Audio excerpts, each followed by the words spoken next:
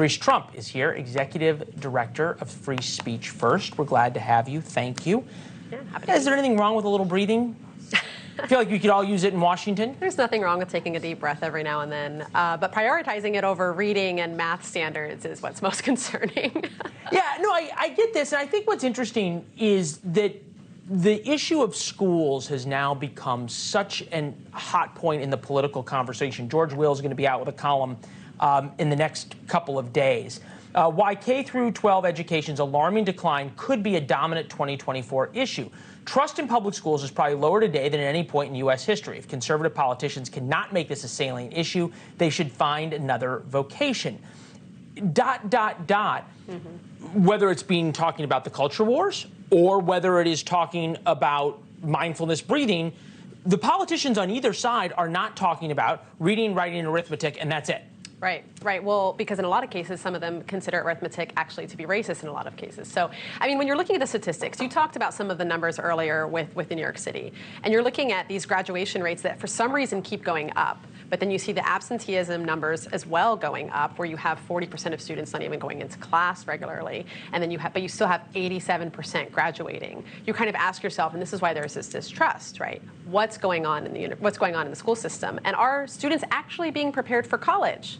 Because when they go to college after they graduate, then they have to pass tests and learn how to write papers and actually meet some sort of standard reading level. And most of them drop out their first semester, which is what we're seeing right now. Well, and also there's a lot of people who don't end up going to college, and they are even less prepared for a life ahead. We had Tate Reeves on, the governor of Mississippi, a couple of weeks ago, where they've sort of rode a rocket ship on reading scores and on graduation rates and everything else.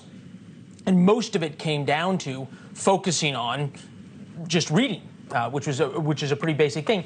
Look, this has become having a whole slew of different tentacles to it, the octopus of education right now. But Montgomery County in Maryland, not far from D.C., ethnic Muslim and Ethiopian minorities were out, and they are angry and protesting now. This is the middle of June, end of June, about more colorful, I guess we could put that in quotation marks, sexual education in class. Take a listen. We're asking that our children not be strong-armed at such a young age into believing certain ideas about gender and sexuality, or that the school system insist on turning our children against the religious values that we hold.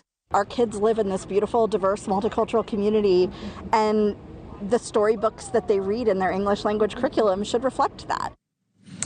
What I thought was most interesting is when you looked at the signs, it wasn't that they were against these gender issues being taught.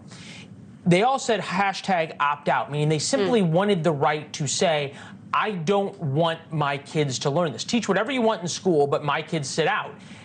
I'm wondering why that's controversial. Well, here's the thing. The second you start to give the government the ability to and permission to basically educate your kids on whatever the government wants to, things like sex education, the government's going to take that issue and run with it. And so you never know down the road what maybe sex education might look like 20 years later. And we're seeing the consequences to that now.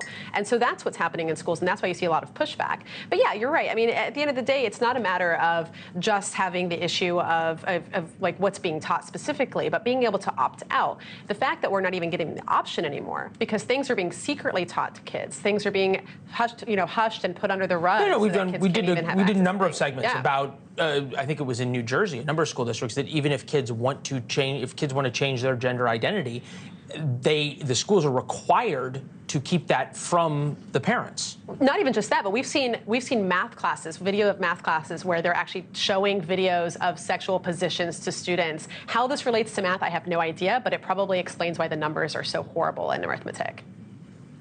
Hard to argue. All right, it's good to see you. Thank you very much. Thanks for watching. Go to newsnationnow.com to find NewsNation on your television provider. And don't forget to subscribe. Click the red button to get more of NewsNation's fact-driven, unbiased coverage.